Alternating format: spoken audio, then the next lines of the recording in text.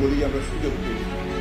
আজকে এই ডিবেটিং ক্লাবে এসে এবং তাদের পারফরমেন্স দেখে আমাকে মনে হয়েছে যে আমাদের এখনো অনেক অনেক পটেনশিয়াস আছে, সুযোগ আছে, যে সুযোগগুলো যদি আমরা কাজে লাগাতে পারি তাহলে নিশ্চয়ই আমরা আবার উঠে দাঁড়াতে পারব।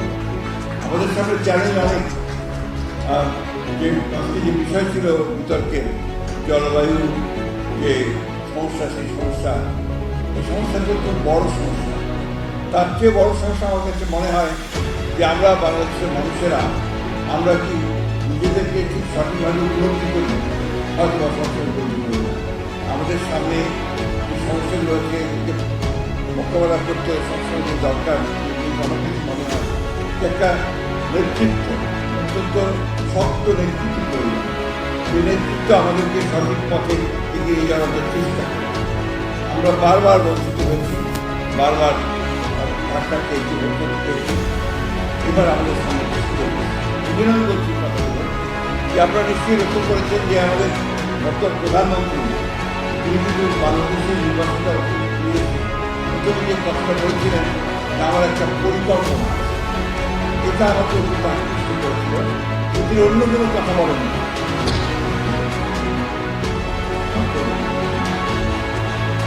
তিনি চেয়েছেন কীভাবে এই দেশটাকে আবার নতুন করে গড়ে তুলতে হবে একটা পরিকল্পনা।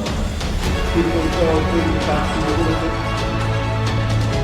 অনেক চ্যালেঞ্জ, অত বড় বড় চ্যালেঞ্জের চ্যালেঞ্জগুলোকে মোকাবেলা করে রাতারাতি সব কিছু হয়ে যাবে এটা মনে করার কোনো কারণ।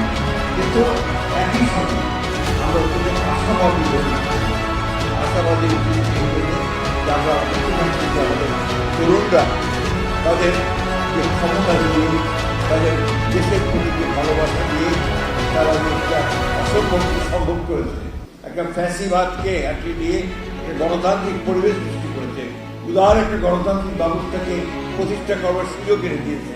এই জিনিসটাই তো আমাদের জন্য বিরাট পাওয়া বলে আমি মনে করি। তাই যখনই জলবায়ুর কথা মনে হয় যে কোথায় আমাদের সব কিছু ধ্বংস করে দেবে, দক্ষিণাঞ্চল শেষ হয়ে যাবে, পানিতে চলে যাবে, আমাদের উদ্বাস্তু জল উদ্বাস্তুরা অনেক সমস্যার সৃষ্টি করবে, দেশের জন্য আমাদের কঠিন অবস্থায় দাঁড়াবে। তারপরও মনে হয় যে আমাদের এই যে সন্তানেরা তারা যারা আজকে অত্যন্ত অনেক উঁচু মানের তারা পড়াশোনা করছে, তারা চিন্তা করছে।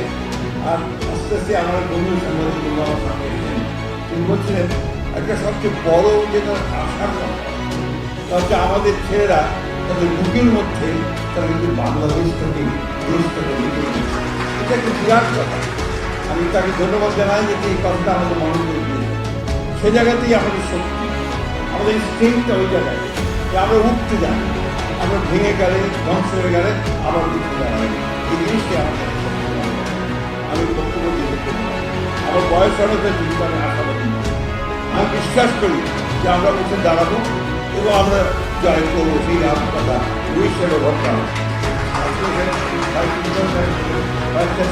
কথা হচ্ছিল, তিনি অত্যন্ত আশাবাদী। এখানে ছেলেমেয়েরা বেরোচ্ছে, তারা ভালো করছে, সব জায়গাতে আমাদের ছেলেমেয়েরা খুব ভালো করছে। আমি জানি যে আমাদের ছেলেমেয়েদের সঙ্গে আমরা চাকরির সংস্থান করতে পারছি না, সেটা চেষ্টা করতে হবে। আমাদের মাননীয় প্রধানমন্ত্রী তারেক রহমান সাহেব তিনি ইতিমধ্যে কত দৃষ্টান্ত স্থাপন করেছেন।